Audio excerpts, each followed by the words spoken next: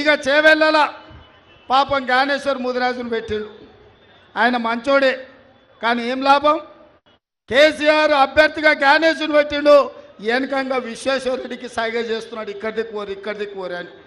ఎందుకంటే బిడ్డ బెయిల్ కావాలి. బిడ్డ బెయిల్ కావాలంటే బీజేపీకి మద్దతు పలకాలి. ఇది ఇవాళ కేసీఆర్ నీతి, కేసీఆర్ జాతి.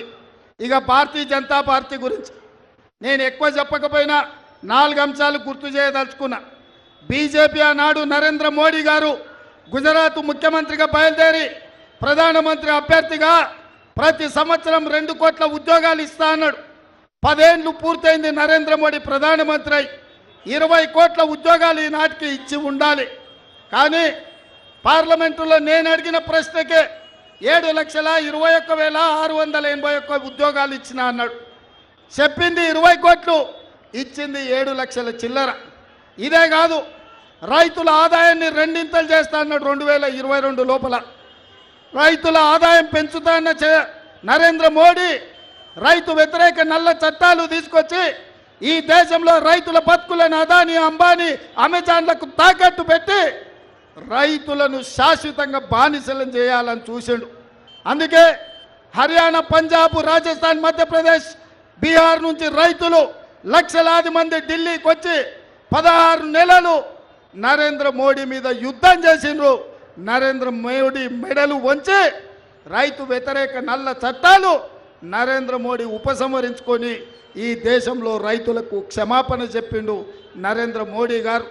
ఇదే కాదు, స్విస్ బ్యాంకులో లక్షల కోట్ల రూపాయల నల్లధనం ఉంది. ఆ నల్లధనం తెచ్చి ప్రతి పేదవాడి ఖాతాలో 15 లక్షల రూపాయలు వేస్తా అన్నాడు. 10 ఏళ్ళు అయిపోయింది. నేను అడుగుతున్న ఇక్కడ ఉన్న మిత్రుల్ని, 40 కోట్ల ఖాతాలు తెరిచిన అన్నాడు జన్ధన్ ఖాతా. మీ ఖాతాలు ఎవరికైనా పడ్డాయా పైసలు? 15 లక్షలు పడ్డాయా? 15,000 పడ్డాయా?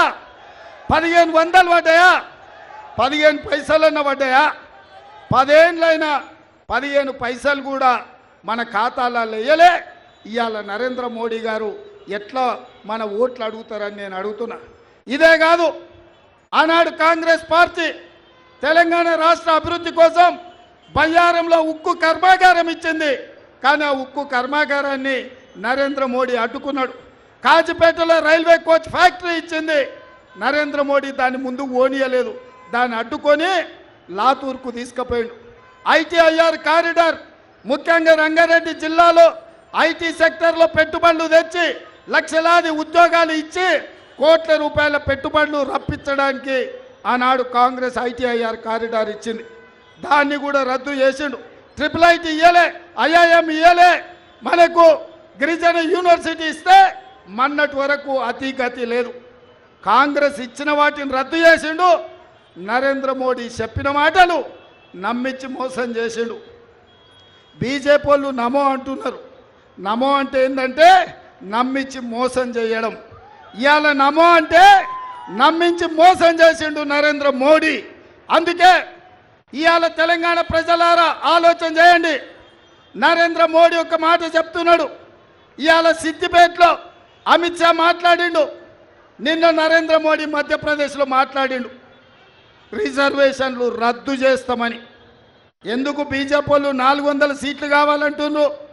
400 సీట్లు వస్తే పార్లమెంట్లో 2 మెజారిటీ వస్తే కాంగ్రెస్ పార్టీ ఇచ్చిన ఎస్సీ ఎస్టీ రిజర్వేషన్లు, ఓబీసీ మైనారిటీ రిజర్వేషన్లను ఇవాళ రిజర్వేషన్లను రద్దు చేయాలన్న ఆలోచనతోటి ఈరోజు బీజేపీ కుట్ర చేస్తున్నది.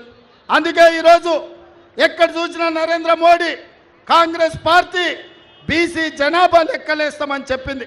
ఎందుకు బీసీ జనాభా లెక్కలేయాలన్నారు? వాళ్ళు ఎంతున్నారో లెక్క కట్టి వాళ్ళకంత రిజర్వేషన్ ఇవ్వాలని, వాళ్ళకు అంతే శాతం నిధులు కేటాయించాలని ఇవాళ బీసీల జనాభా లెక్క పెడతామని కాంగ్రెస్ పార్టీ అన్నది. అందుకే నరేంద్ర మోడీ భయపడిపోయిండు. బీసీలకు నిధులు వచ్చి బీసీలకు రిజర్వేషన్లు వస్తే వాళ్ళ ఆర్ఎస్ఎస్ విధానానికి దెబ్బ తగులుతుందని. మొదటి నుంచి ఆర్ఎస్ఎస్ రిజర్వేషన్ల విధానానికి వ్యతిరేకం. ఆర్ఎస్ఎస్ పెద్దలు చాలా సందర్భాల్లో చెప్పినారు రిజర్వేషన్లు రద్దు చేస్తామని. వాళ్ళ విధానాలలో ఉన్న అన్ని విషయాలను బీజేపీ రద్దు చేసింది.